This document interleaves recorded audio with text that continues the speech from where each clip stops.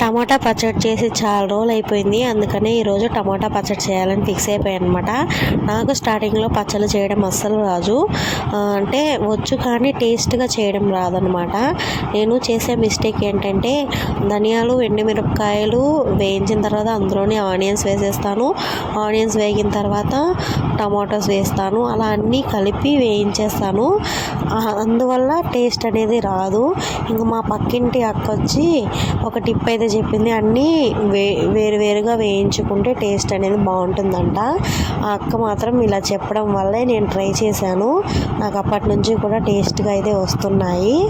ఇంకా ఎవరో ఒకరు నేర్పించాలి కదా, ఇంకా నేను అక్క ద్వారా నేర్చుకున్నాను.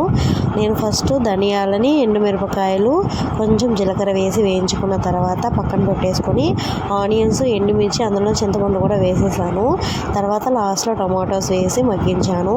టమాటోస్ బాగా మగ్గిన తర్వాత అన్నిటినీ చల్లారించి తర్వాత మిక్సీకి వేసేసుకున్నాను. టేస్ట్ అయితే సూపర్గా వచ్చిందండి. మీరు కూడా ఒకసారి ట్రై చేసి చూడండి. మిక్సీలో కన్నా రోట్లో వేసి రుబ్బుకుంటే టేస్ట్ అనేది చాలా ఉంటుంది. ఈ కాలంలో ఎవరు రోల్లో రుబ్బుతున్నారు, అంత టైం లేదు, అంత ఓపిక అస్సలు లేదు. ఇంకా అంతే అండి ఈ వీడియో. నా వీడియోని మీరు ఫస్ట్ టైం చూస్తున్నట్లయితే వీడియోని లైక్ చేసి, షేర్ చేసి, అలాగే సబ్స్క్రైబ్ కూడా చేసుకోండి. Please subscribe my channel.